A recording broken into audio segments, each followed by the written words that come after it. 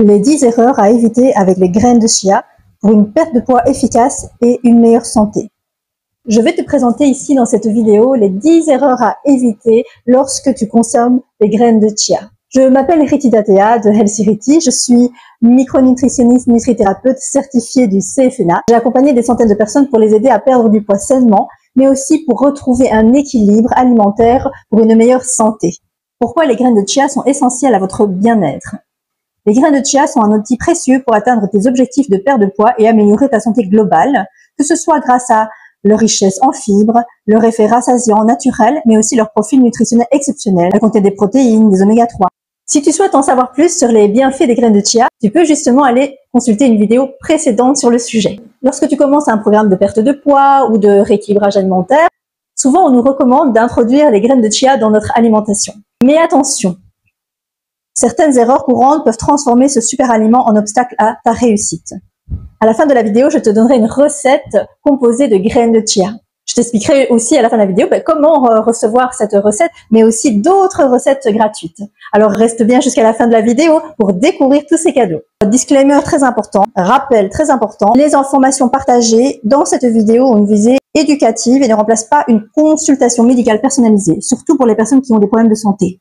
Si vous avez des problèmes de santé, je vous recommande de consulter votre médecin généraliste traitant ou spécialiste concernant la consommation des graines de chia.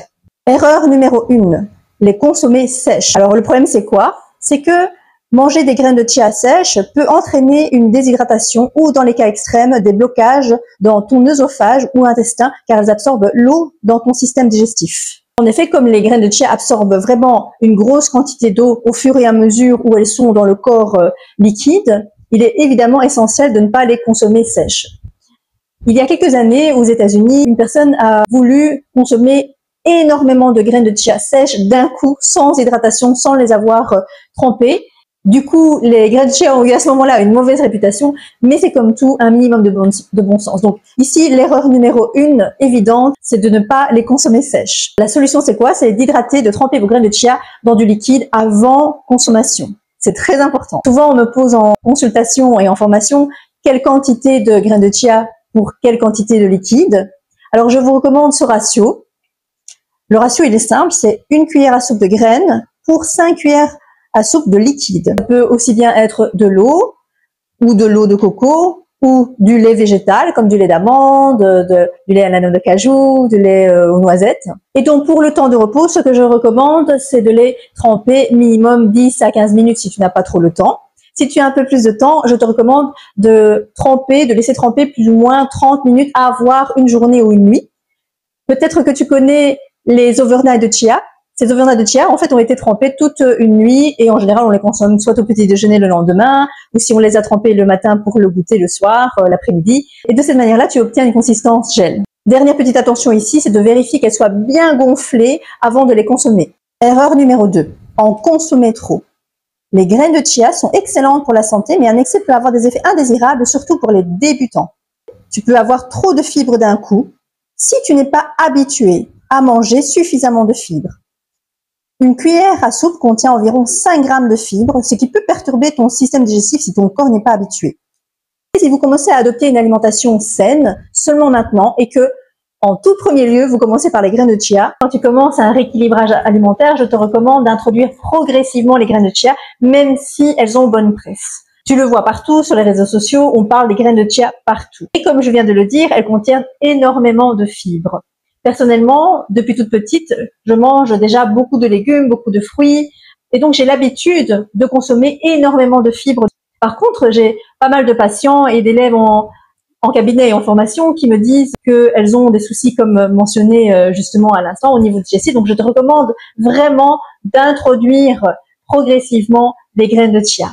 Tu peux commencer par une cuillère à soupe par jour. Erreur numéro 3, négliger l'hydratation. C'est le plus important.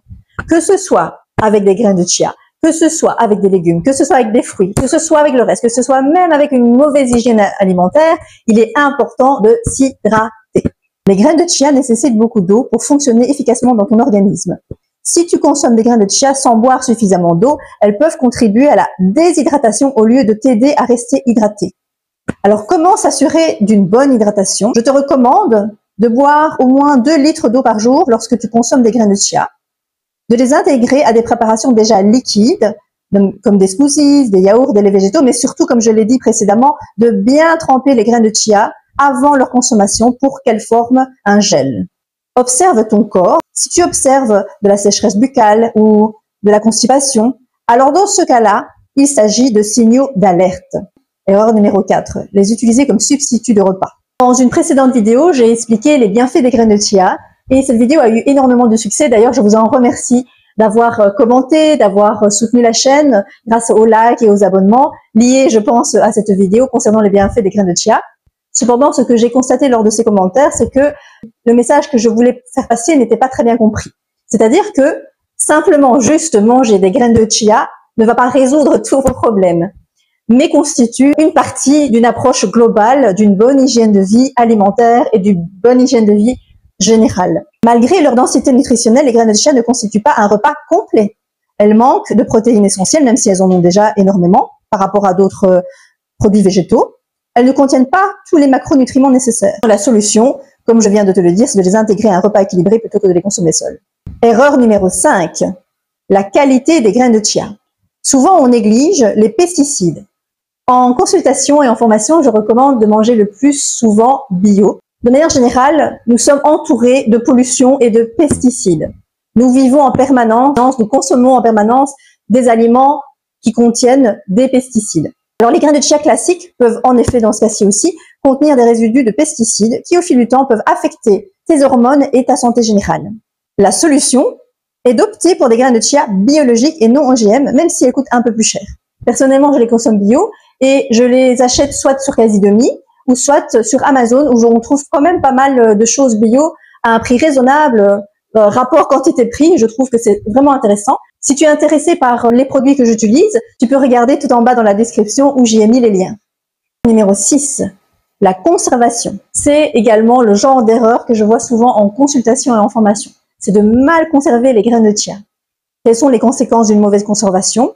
À température ambiante, les graines de chia sont sensibles à la chaleur et à la lumière, et donc ça accélère le rancissement et diminue leur valeur nutritionnelle. Conserver les graines de chia trempées dans des contenants en plastique est une erreur également de conservation.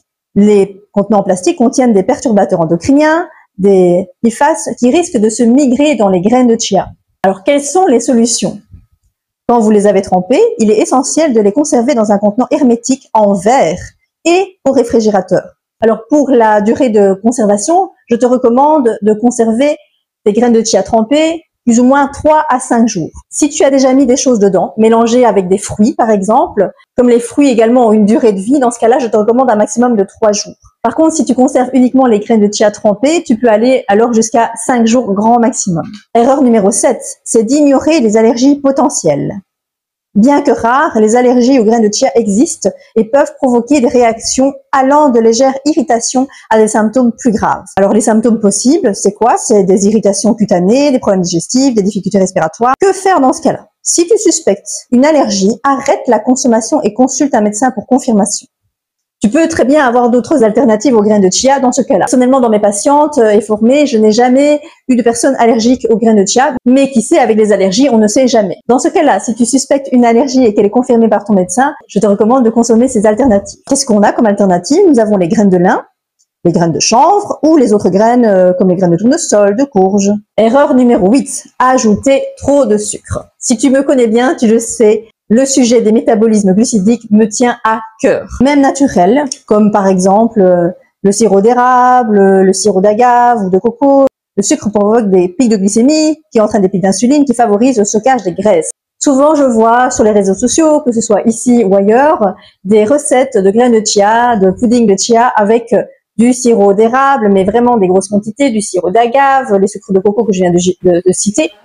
Mais dans le cas où tu souhaites améliorer ta santé, où tu es dans un objectif de perte de poids, je te recommande de ne pas ajouter trop de sucre, même s'il s'agit de ces éléments-là. À nouveau, certaines de ces recettes sur les réseaux sociaux n'utilisent que de l'eau ou du lait végétal, sans rien d'autre dans tout le pudding de chia. Alors le problème ici, c'est qu'on risque d'avoir un manque d'opportunité d'augmenter les hormones de satiété, dû à un manque de protéines. Ici, je t'explique un peu les hormones de satiété. Et donc, cela permet de pas manger de très très grosses quantités et d'avoir vraiment la vraie satiété, de consommer les quantités nécessaires dont tu as besoin. La première hormone, c'est l'hormone qu'on appelle CCK, libérée surtout grâce aux protéines justement et aux graisses. Elle agit rapidement, c'est-à-dire quelques minutes après le repas, pour signaler au cerveau « Stop, j'ai assez mangé ». La deuxième hormone, PYY, aussi stimulée par les protéines, elle prolonge la satiété dans l'heure qui suit. Celle-là est très très connue, c'est la GLP-1. Elle est stimulée par les protéines et les glucides complexes, ce qui permet de ralentir la vidange gastrique. C'est l'une des raisons pour lesquelles un repas riche en protéines coupe la faim plus longtemps qu'un repas riche en glucides seul.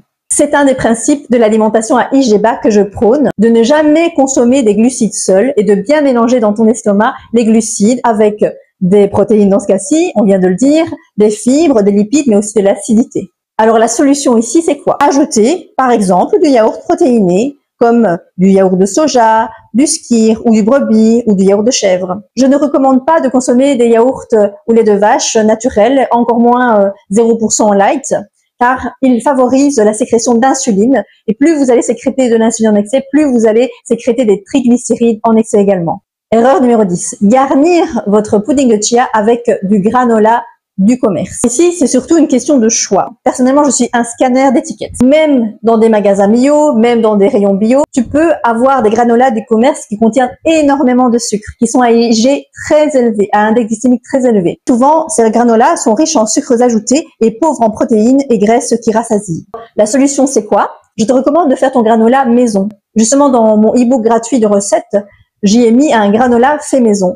Tu peux le retrouver en description ou mettre un commentaire si tu souhaites que je t'envoie le e-book avec les 10 recettes gratuites. Idéalement, il vaut mieux le faire maison, mais attention à choisir des ingrédients à IGBA et sans huile de tournesol si tu en fais à la maison, mais aussi si tu en choisis dans le commerce. Remplace par des oléagineux et du chocolat noir avec du cacao à minimum 70%. C'est aussi notre solution. Et idéalement, dans les deux cas, ajoute de la cannelle. En effet, la cannelle, elle a un pouvoir hypoglycémiant, donc c'est super intéressant. Si tu aimes bien la cannelle, je te recommande d'en saupoudrer partout dans tes préparations. Et ce n'est pas fini, tu me connais bien. Ici, je viens de te présenter les 10 erreurs à ne pas commettre lorsque tu consommes des graines de chia. Je vais t'en présenter une dernière, une 11e. Les graines de chia contiennent aussi de l'acide phytique. Par rapport à d'autres graines, elles en contiennent beaucoup moins. Mais je te recommande quand même alors de rincer un tout petit peu quand même les graines de chia avant de les tremper pour enlever cet acide phytique. Qu'est-ce que l'acide phytique fait? C'est que elle diminue l'absorption des nutriments essentiels comme du zinc, comme des minéraux, comme du magnésium, etc. Donc, je te recommande de bien rincer un petit peu avant de tremper les graines de chia, tout simplement. Alors, comme promis, je vais maintenant te présenter une idée de pudding de chia que tu pourras consommer soit au petit déjeuner, et là tu auras un petit déjeuner bien complet, ou lors de la collation de l'après-midi, du goûter, un goûter sain. Pour la recette, tu mets du pudding de chia. Dans ce cas-ci, j'ai mis une cuillère à soupe trempée, soit dans 5 cuillères à soupe de lait végétal ou de l'eau de coco pour former ce fameux gel. Comme je l'ai dit précédemment, commence par une cuillère à soupe. Ensuite, je mets 4 à 5 cuillères à soupe de yaourt végétal ou skyr, qui te permettra d'apporter une bonne source de protéines. Ensuite, une cuillère à soupe d'oléagineux ou de beurre d'oléagineux qui te permettra d'apporter des graisses saines. Ensuite, 1 à 2 cuillères à soupe de granola fait maison ou de qualité dans le commerce. 1 ou 2 fruits frais, ce qui te permettra d'avoir un bon apport en vitamines. Et évidemment, la fameuse cannelle, donc du saupoudre de cannelle, ce qui te permettra de limiter la glycémie de tout ton petit déjeuner ou de ta collation saine. En suivant ces conseils et en évitant ces 10 erreurs, cela te permettra de bien consommer les graines de chia pour te permettre d'atteindre ton objectif, que ce soit de perte de poids saine ou de meilleure santé globale. Si tu souhaites que je te fasse des vidéos de recettes sur ces puddings de chia, tu peux le mettre en commentaire.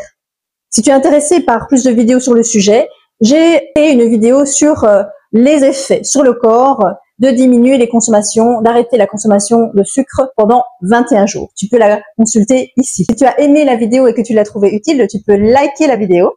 Si tu n'es pas encore abonné à la chaîne, tu peux activer la cloche pour être tenu au courant de toutes les nouvelles vidéos. Je te remercie pour ton attention et en attendant, je te dis à bientôt et surtout, prends bien soin de toi.